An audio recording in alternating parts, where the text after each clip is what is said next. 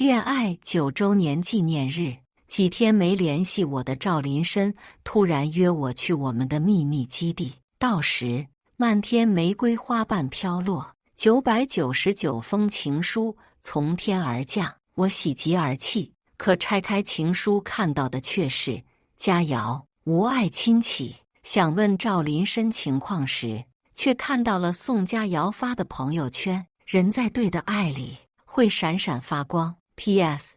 惊喜被老女人截胡了，可是哥哥的爱是不能被截胡的。配图是一张房产证，地址是我的婚房。正愣间，赵林深闯了进来，对着我劈头盖脸就是一顿臭骂。小孩只是想要有个仪式感而已，你嫉妒心一定要这么强吗？我淡定地将情书连同婚房钥匙一并丢在了他的手上。那祝你们新婚快乐。大家好，开始今天的分享之前，希望你能给人间烟火点个订阅，我将会分享更多优质的内容。赵林深手一松，情书和婚房钥匙一并落下，钥匙发出哐当一声，碎在了原地，也砸在了我的心上。原来钥匙也是假的。赵林深的眼里闪过一丝心虚，随后又变得理直气壮起来。多大年纪了，连给小孩的东西你都抢？许多多，你真的太令我失望了。小孩，若我没记错的话，宋佳瑶比我还大2岁。原来只要爱对了人，再大的年纪也会被宠成小孩的。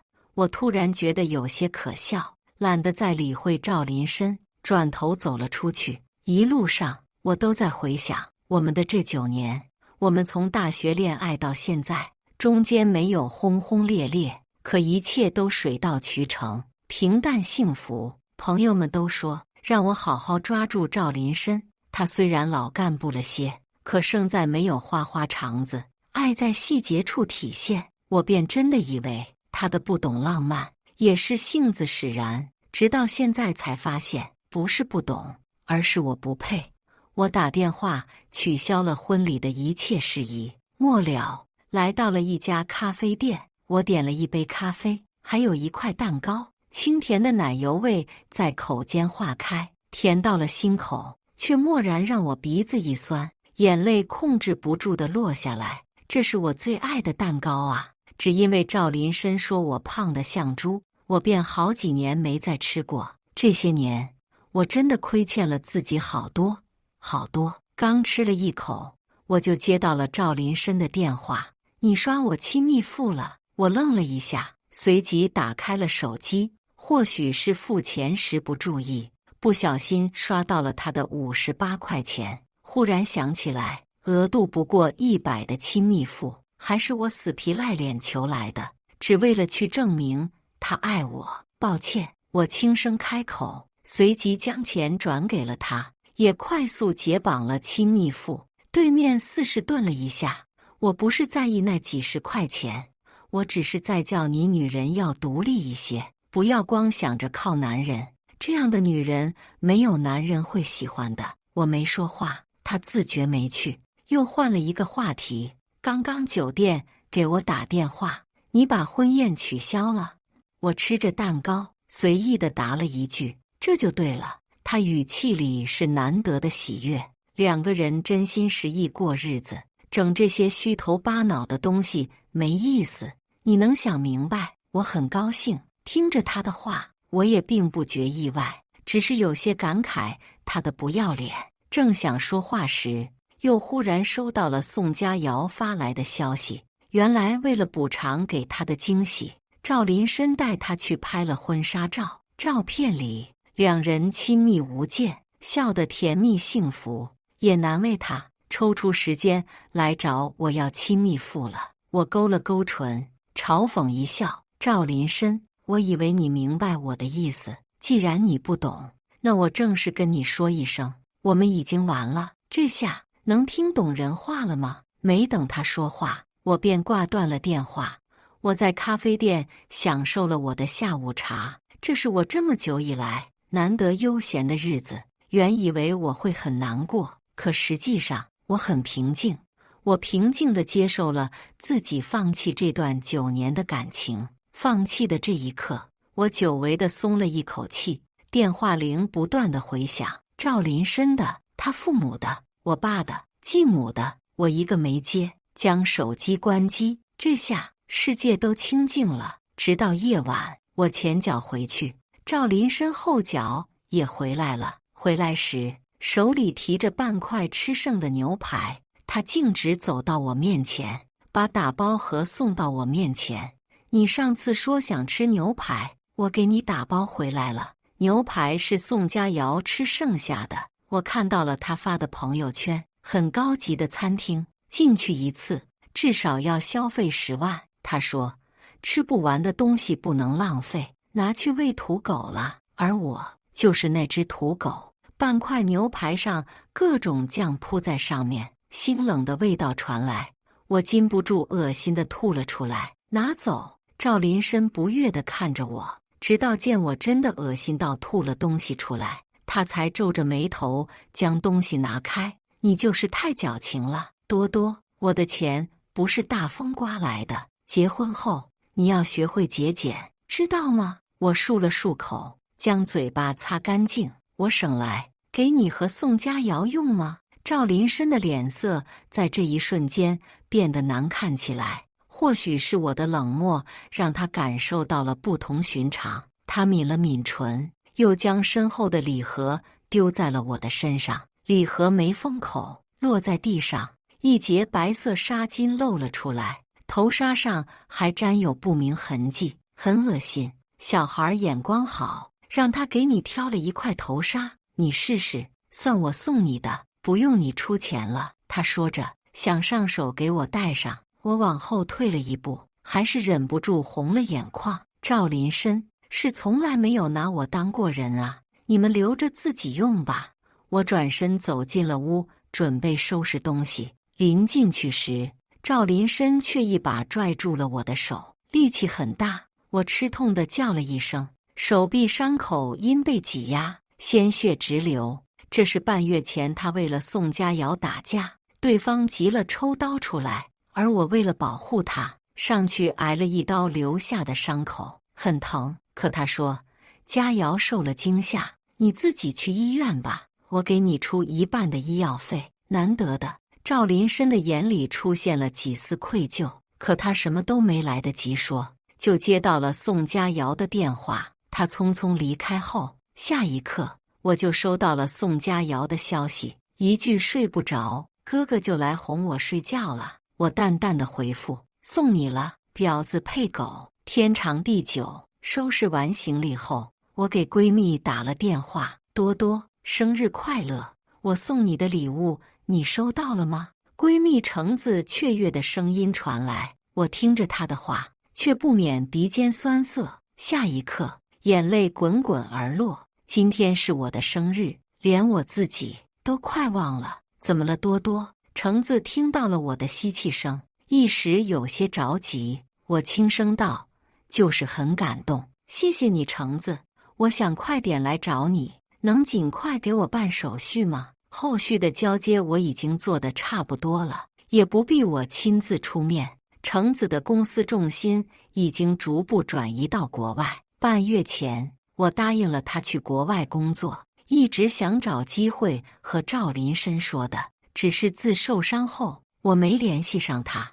而今早去秘密基地时，我也曾动摇过，要不走了吧？他其实是爱我的，直到现在才知道，那时我的脑子是不清醒的。橙子愣了一下，但他没有问我什么。我现在让人去准备。挂断了电话，我请了工人将我布置的所有东西都收出来丢了。可笑的是，赵林深曾说我们的所有东西都是 AA 制的，但话里话外都是在说我占了他的便宜。可实际上，大部分的东西都是我置办的，一直忙到了凌晨2点，送走了工人。我也接到了闺蜜的电话，机票定在3天后。看着空荡的房间，我深深地松了一口气，却忽然收到了赵林深的电话，佳瑶胃不舒服，你做的暖胃汤还不错，给他做点送来。你别多想，我只是把他当小孩而已，多和他接触，以后咱俩生个像他这么漂亮的小孩不好吗？我不介意你和他生一个。我说完，赵林深愣了许久，他似是想骂我，可顾及到宋佳瑶吧，最终还是没有骂出口。别闹了，我要是真和他生了，你指不定得哭成什么样。赵林深语气无奈，我喜欢你善良一点，多多。电话挂断，赵林深似乎笃定了我会去，可我没去，而是安稳地睡了一觉。第二天一早，我出了门，回了一趟老家。我买了我妈最爱的百合，放在了她的墓碑前。妈妈，我轻轻摩挲着她的照片，本不想哭的，可看到妈妈，还是忍不住流了泪。我最近可能不会回来了，也许以后也不会回来了。我哽咽道：“原谅我吧，妈妈。”话落，我的头皮感受到一阵剧痛，下一瞬，我就被人狠狠提起来，摔在了地上。是后妈，啪！她狠狠给了我一个巴掌。别跟老娘做！我已经收了林深的彩礼，要是彩礼被收回去，我弄死你！我捂着脸站了起来，随后发狠地拽住了后妈的头发。就在我用力一扯的时候，我爸也给了我一巴掌。大逆不道的狗东西，都听你妈的！你妈都是为了你好。我看着我爸和后妈狰狞的模样，恍惚中忽然看到了赵林深，他就站在我的前面，看着我的痛苦。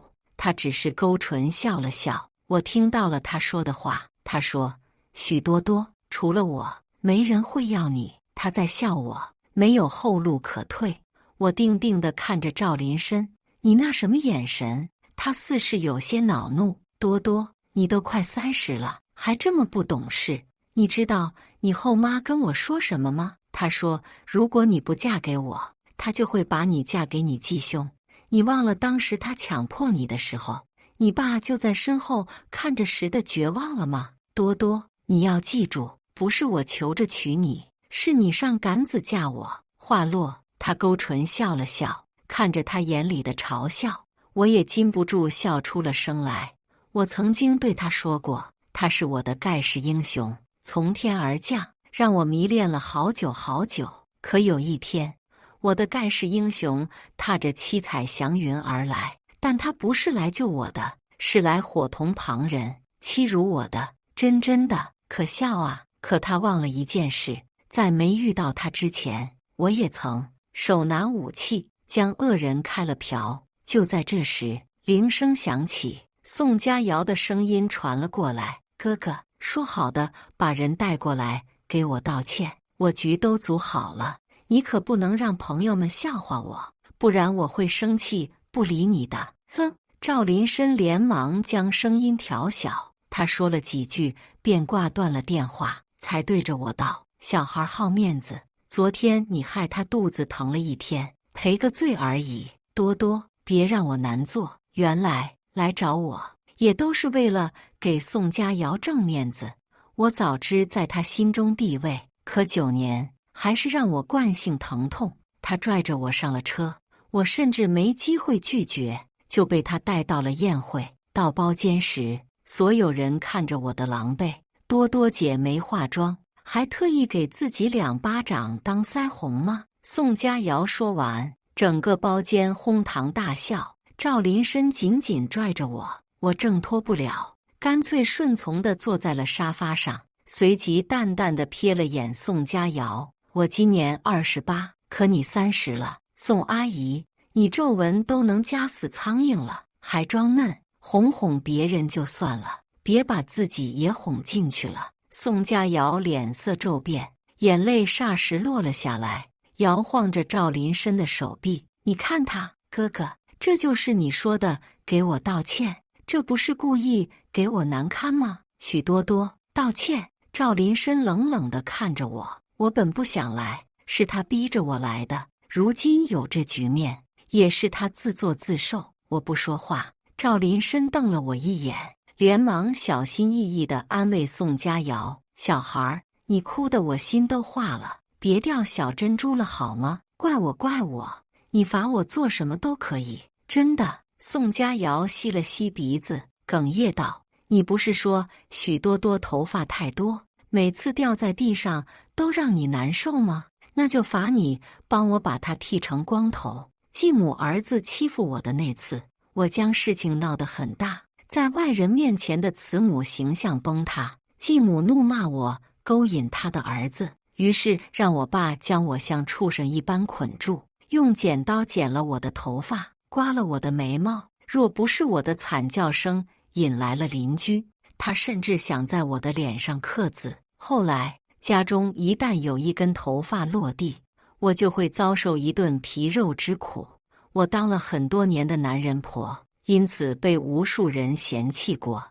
我将我的痛苦讲给他听，可我得到的不是心疼，是他将它当作笑话，给宋佳瑶解闷。9年，我以为赵林深会犹豫，可他在确定做了这件事后，宋佳瑶会开心，于是立马让人拿了剪刀过来。我下意识地走到门口，可刚过去就被他的朋友拦了回来。你们想干什么？多多，你惹了小孩不高兴，本就该受惩罚。赵林深朝着我走了过来，头发还会长的，但千金难买小孩高兴。话落，他让人来摁住我，我疯狂挣扎。宋佳瑶兴奋地走了过来，看着他得意的目光，我怒极，挣扎中手指甲不小心刮了宋佳瑶一下，连她的皮都没有刮破。可下一瞬，赵林深却朝着我的肚子狠狠给了我一脚，将我踹在了门上。疼！我的肚子一阵抽搐，腹下湿润难忍，跪坐在了地上，腹中好似有什么东西要流走了。那一瞬间，我意识到了什么，紧紧拽着赵林深的手，我想求他救救我的孩子。可赵林深看不到我的痛苦，他只顾着握着宋佳瑶的手，给我剪头发。剪刀刺在我的头皮上，我痛得浑身发颤，鲜血顺着头皮滑落在我的脸上。就在这时，有人惊呼一声：“血！流血了！”赵林深毫不在乎，不小心刮到了头皮一下，一会儿包扎一下就好了。不是啊，赵哥，好多血，是地上有好多血啊！惊恐声将赵林深唤了回来，他站起身，居高临下地看着我，直到看到血水满地，他才慌了起来。多，我抬头看着他，泪水和血糊了我满脸。恭喜你，赵林深，你亲手杀掉了你的孩子。话落，我眼花缭乱。就在晕过去的瞬间，我看到了我的朋友们匆匆赶来。再次醒来，我看到了朋友们围满了整个病房，看着他们关切的模样，我泣不成声。孩子，我明知答案，却还是带着期许。可孩子还是没了，那个连我都不曾知道他来过的孩子，就这样没了。我痛不欲生，朋友们抱着安慰我。那2个贱人，大美红了眼眶，忍不住骂道：“当初他追你的时候，可不是这样的。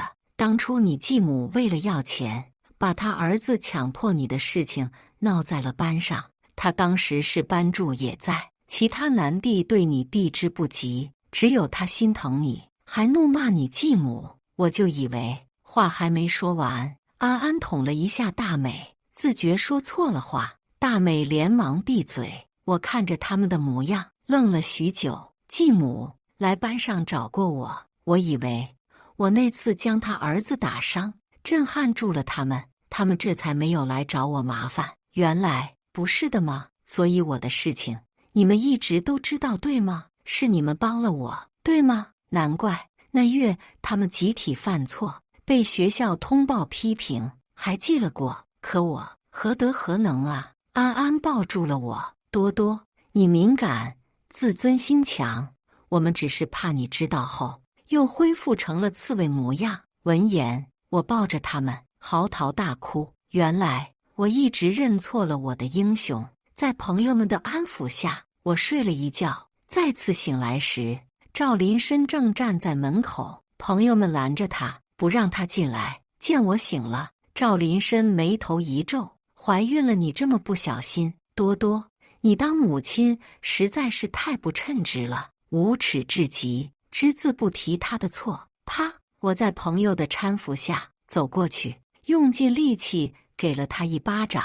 滚！可赵林深岿然不动，他用舌头顶了顶伤口，眼带笑意，表情还有几分无奈。随后将一个礼物递给我，是一本新的房本，我们的婚房，送你的。这下不气了吧？他伸手想拉我，却被朋友拦住。他无奈道：一会儿你去警察局解释解释，里面不舒服，小孩在那里很难受。我答应你，等你好了，我就立马给你一个孩子，我会疏离佳肴的，以后我们一家三口好好过日子。赵林深，你是真混蛋啊！我闭了闭眼，朋友见我虚弱，连忙将我扶了进去，随后狠狠瞪着赵林深：呸！谁给你这个死渣男生孩子？你这辈子都不配有孩子！赵林深被赶走，我在医院休息了2日。第3天，我和朋友们说清楚之后，独自回去拿行李。临行前，我将只剩了半边脑袋的头发全部剃掉，随后将这些日子送佳肴的朋友圈以及挑衅我的所有话全都打印了出来，还有婚房里他们乱搞的监控，我也拷贝了下来。赵林深忘了，婚房的所有都是我布置的，里面还装了监控，他忘了，所以才敢在里边肆无忌惮的和宋佳瑶乱搞。我将所有东西打包在一起，丢在了网上。不仅如此，我还给他的所有合作方都发了一份邮箱。做完这一切后，我换掉了电话卡，上了飞机。我想，我的新生到了。下飞机时，是橙子来接我，他摘下了我的帽子，看着我光秃秃的脑袋，哭得不成样子。他们都和我说了，多多，我本来是要去给你撑腰的，可是他们劝我做好后勤工作，我就没回去。他将帽子珍重地给我戴上，随后紧紧抱住了我。多多，你很勇敢，我很高兴。9年而已，就当喂狗了。我们的人生还有很多个9年，别怕，我们都在。我紧紧抱住了他。好，有你们在，我不会怕的。我在国外做完了小月子，便开始正式投入工作之中。工作很忙，忙得我脚不沾地。回家后，躺在床上就不起来，忙碌起来，我就很少想别的事情，工作、生活。当我和橙子一样，做了自己喜欢的美甲，烫了自己喜欢的头发，工作之余去美容店按摩，我才发现，原来生活可以这般如此的快活。那些连我给自己买束花还要被赵林深冷暴力的日子，逐渐远去。慢慢的，我都快想不起来了。可我没想到，赵林深会找来国外。彼时，他正骑在一个流浪汉的身上，用拳头疯狂砸他。滚！再跟踪他，我打死你！随后一脸讨好的看着我。多多，你怎么样？没事吧？许久，赵林深都没有对我露出过这种表情了。最开始追我的时候，他表现得十分温柔、得体、宠溺。一旦吵架，他也会低下身段哄我。可我越来越爱他时，他越来越不爱我。他变得有恃无恐，在这段感情里边占据了上风。因为他知道我离不开他。也许现在他明白了，我是能离开他的。我轻笑了一声。你给了他多少钱？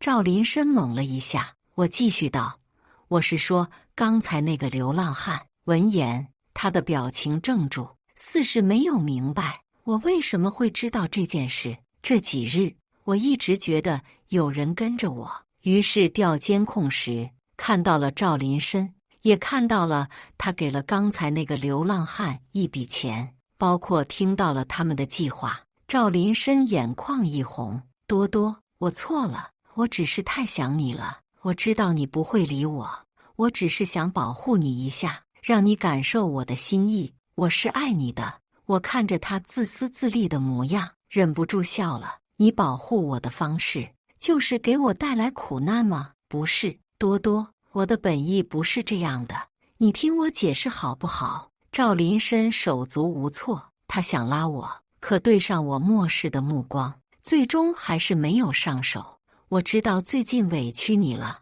可我只是把佳瑶当小孩子，你和他是不一样的，我怎么可能和一个小孩在一起呢？是你想多了，我和他不是你想的那种关系。我深吸了一口气，赵林深，你把他当小孩，所以你们上床了。但凡你说一句，你就是喜欢上了宋佳瑶，那你还算个男人？可你现在只会让我恶心。我说完，转身就走。赵林深追了上来，他想强行拉我时，我狠狠给了他一脚，滚！说罢，我迅速离开，可还是听到了赵林深的咆哮：许多多，你忘了当初你继母来学校闹，把你勾引你哥的照片发在网上，是谁帮你教训他们了吗？可你呢？你在网上污蔑我，差点害我的公司破产，我都没有怪你，我不过是出轨了一次而已。可你永远欠我。我的脚步一顿，随后转身朝赵林深走过去。在他扬起笑容时，我忍无可忍，扬手给了他一巴掌，声音很响。在赵林深不可置信的目光中，我红了眼眶。人是安安他们打走的，网上照片是橙子让人撤走的，小心翼翼保护我自尊和自卑的是他们，不是你。爱我的人是他们，从来都不是什么赵林深。赵林深，你从来都不是我的盖世英雄。我看着赵林深越发惨白的脸色，紧紧咬牙。你就是一个彻头彻尾的无耻骗子，是一个偷走别人功劳的恶心小偷。我报了警。赵林深在局子里关了几天，我以为我已经说得很清楚了，可他出来后，一连守在了我的公司7天。我不明白他要干什么，或许真的是贱骨头，别人不理他，他就非得上杆子。他每日守着我上下班，然后捧着一束玫瑰，每日递给我一封情书。我看了，字好丑，影响我的食欲。看着赵林深痛苦的模样，恍惚间，我仿佛看到了自己那些被他恶语相向，说是无理取闹的日子。反转之后，我也体会到了他的心情，真的很爽。可赵林深并没有放弃。橙子担忧地问我会不会原谅他，毕竟我们之间有9年。我将手机递给他看，宋佳瑶不知道哪里来的我的手机号，给我发了一段录音，还有赵林深哄他的视频。赵林深说我是个傻子，只要他试试，我就会跟着他回国，到时候我也会听他的话，在网上承认自己是小三，故意陷害他和宋佳瑶。哪怕赵林深仍然会被网友攻击，可是宋佳瑶洗白了。我想赵林深是真的很爱宋佳瑶吧，不然他也不会做到这种地步。宋佳瑶说让我不要缠着赵林深，赵林深根本就不会爱我，他想警告我，可殊不知这是给我送来了证据。我将这些东西放在了网上，国内热搜又炸了。赵氏集团本就因之前的热搜丢了不少合作方，这次雷丢了出去，股票暴跌。宋佳瑶被人给扒出了现在的信息，被困在了别墅里，不说出入，连吃饭都成了困难，就连外卖员都不接他的单。而赵家自然也派了人来接赵林深，可他死活不肯离开，非要见我一面。我见了，他问我，多多，我们在一起9年，你真的要这么绝情吗？他哭得好狼狈。即便我骗了你，可是这么多年，我对你难道不好吗？我教你成为一个独立的女人，不去依靠别人。我对你掏心掏肺，难道这都无法让你对我有一丝心软吗？我不明白他是怎么有脸的。我将手臂伸了出来，看到了吗？这是为了救你受的伤。伤口狰狞，如今还留有一条蜿蜒的曲线，像蜈蚣一样扭曲，难看至极。我在医院养伤1个周，你说我要独立，一次都没来看过。可宋佳瑶只是划破了皮。你忙前忙后送他去医院。赵林深脸色煞白，我将裙摆微微掀开，露出了我的腿。这里因为给你送伞，我出了车祸。你还记得你当时说了什么，做了什么吗？赵林深不敢与我对视，他垂眸时，我看到了他的心虚。我知道他都记得的，他记得他是怎么对我的。那天下了很大的雨，他明明有开车，却还是非要我给他送雨伞过来。到时我狼狈至极，他却早已带着宋佳瑶离开了。我打电话质问他，得到的只是一句：一点小事你都做不好，多多，你让我很失望。后来我才知道他没走。那天他和宋佳瑶就在办公室，看着我的狼狈和笑话。送雨伞只是他们之间的调情罢了，当然我也是只是工具人。别说了，多多，别说了。我当时我没停下，而是打断了他的话。回去时我出了车祸，如果不是好心人将我拉了出来，我会死在那场爆炸里。那天我被拉上了救护车，医生说我情况危急，需要交钱做手术，否则我会面临截肢。我怕极了，拼命给赵林深打电话。手术要用很多钱，我的钱不够，只差了1000块，只是1000块。我鼻子一酸，眼睛也涩涩的，我求他救救我，但他说：许多多，你还是这么贪财，你就不能独立一点吗？用男人的钱，一辈子做男人的附属，你和外面那些卖的女人有什么区别？都是伺候好了男人拿钱，那我凭什么娶你？他挂断了我的电话，一点不留余地。后来是医生见我可怜，做了担保，我才保住了这条腿。而我住院的1个月里，他在陪他的小孩四处旅游。多多，可你不是还是好好的吗？赵林深流着泪，悲剧不是还没有造成吗？我爱你，就算你残疾了，我也还是会娶你的呀。我不该试图和一个烂人讲任何的道理，他明知自己是错的，却还是不认。这种人从骨子里就烂透了。我转身欲走，就在这时，手机铃响，一通陌生的电话，而赵林深眼中闪过一丝喜悦。那一刻，我猜到了对方是谁。如他所愿，我接通了电话，果然是我爸的声音。他没有像往常那般对我理直气壮，反而是委曲求全。囡囡，我是爸爸，你真的不管我了吗？我没有说话，听着这久远的称呼，我沉默了很久很久，思绪也跟着飘远。那时我妈还在世，爸妈很恩爱。小小的院子里，妈妈在摘菜，爸爸趴在地上做我的小马。他每次下班回来，会带2颗大白兔奶糖，一颗给妈妈，另一颗给我。可是后来，爸妈带我去卖生日礼物，我们碰到了人贩子，妈妈为了将我救回来，以身挡车，死在了血泊中。从那天起，我没了妈妈，也没了爸爸。爸爸颓废了很久，奶奶逼着他娶了后妈，他恨我，所以任由后妈搓磨我。可他忘了，我是妈妈用命救回来的，妈妈用命来真爱我，而爸爸却想亲手毁了我。不管了，我轻声道：爸，我不要你了。我爸在那头嚎啕大哭。囡囡，爸爸错了，你回来吧，爸爸会好好，你不是知错了。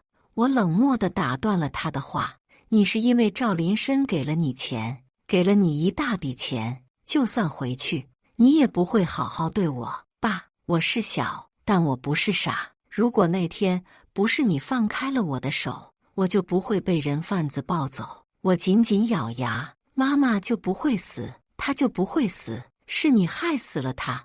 我终于把真相说出来了。我听到了我爸粗重急促的呼吸声，但我没有一丝一毫的心疼和不忍。你去告我吧，山高路远，什么时候我收到了法院的传召，我就给你养老钱。我在赵林深不敢置信的眼神中挂断了电话。我问他，所以你现在还有什么东西能够拿捏我？我猜你的后招是当年的那些照片。那些照片，我临走时在他的电脑桌面上找到了，也保存了。当初的我顾虑很多，怕流言，怕孤独，怕爸爸彻底厌恶我。可现在我才发现，这些都是身外物。当我足够强大，不论什么都打不倒我。我不在乎了，赵林深，为什么都不在乎了？这一切错的不是我，赵林深。感谢你一直保留着这些完整的证据。他现在已经坐牢了。赵林深是被人拉走的。他走后，我只觉得空气都清新了许多，连上班都开心了不少。后来再听到他的消息，已经是半年后。那些出轨证据开了口子后，一直想分赵氏这块蛋糕的人坐不住了，他们齐齐发力。不过3个月，赵氏就倒闭了。赵林深背了一身的债，宋佳瑶骗他会一直守着他，可转头他就被宋佳瑶给卖了，卖到了竞争对手的手里。我为什么会这么清楚？因为橙子带我去点男模的时候，正好碰到了他伺候人出来，是被人抬着出来的。如果不是他叫我的名字，我都没有认出他来。那天他跟在了我的身后，他说他的所有信息都被注销了，连身份信息都没有的人是不可能回国的。他跪在地上求我帮他，我拧眉看着他。赵林深，作为一个男人，要学会独立，不要光想着靠女人，这样的男人是没有女人会喜欢的。说罢，我用湿巾擦了擦他刚才碰过的衣角。我再叫你独立，学会了吗？赵林深的脸色慢慢沉了下去，他像是被全世界抛弃了那般，颓废地立在街头。我扭头走时，他问我要怎样才能原谅他。去死！我淡淡说了句，可没想到他真的会照做。他冲进了车流里，没被撞死，但是再也做不成男人了。当然，就算有男人的特征，他也早就做不成男人了。看着他在医院疯狂哭闹的模样，我忽然想起了那个死去的孩子。因果轮流转吧。出于人道主义，我将他送回了国，还把宋佳瑶的地址告诉了他。从前他那么爱他的小孩，现在该他的小孩来孝敬他了。半个月不到，我就听到了宋佳瑶的死讯。意料之中，毕竟当初害死我孩子的人也有他一份，不是吗？后来的事我就不知道了，我也懒得问。不过有个好消息，我的头发又长起来了，很长，很漂亮。以上就是今天分享的故事。大家有什么想说的、想吐槽的，欢迎在下方评论交流。也更希望能给人间烟火点个订阅，我将会分享更多优质的故事内容。